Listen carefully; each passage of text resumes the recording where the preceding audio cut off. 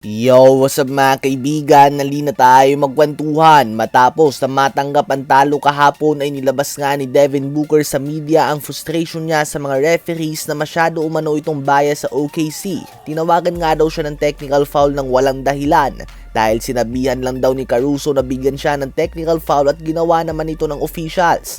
Hindi nga daw ito maganda para sa sport. Alam niya nga daw na hindi pa siya nagkakampyon, subalit 11 years na nga daw siya sa liga at hindi daw talaga maganda ang tawagan.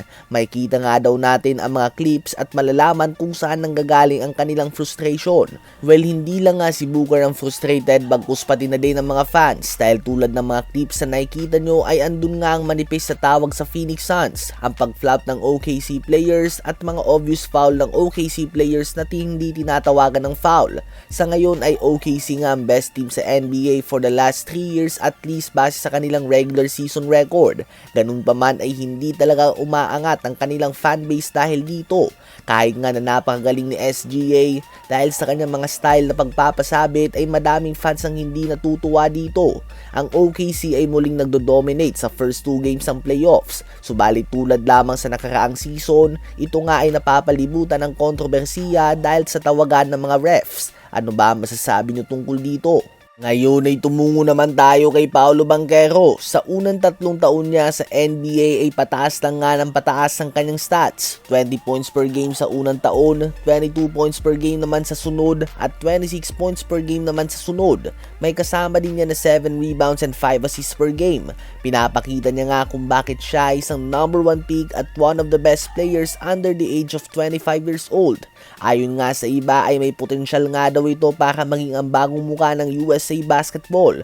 Kaya naman mabilis nga nag-offer ang Orlando Magic ng rookie contract extension sa kanya dahil kung bakit matapos ang season na ito ay sasahod na si Paolo Banchero ng 41 million, 44 million sa second year, 48 million sa third year, 51 million sa fourth year at 54.5 million sa huling taon ng kanyang bagong kontrata. Well, deserve niya nga ito noon, subalit biglang bagsak nga mga kaibigan, biglang decline nga siya matapos sa pumirma ng malaking kontrata. Bumagsak nga sa 22 points per game ang kanyang average on 45% shooting sa field lamang and 30% shooting naman sa 3-point line.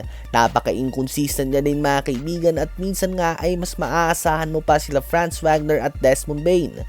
May mga oras nga na nagmumukha lang siyang 3rd or 4th best player sa kanilang team. Kaya naman madaming fans na din ang nagsasabi na lugi daw ang Orlando Magic kay Banchero. Well, base nga sa pinakita niya ngayong season ay oo, lugi talaga ditong Magic. Subalit malay naman natin ay magamit niya nga ang off-season ngayon para mas mag-improve pa at gumaling.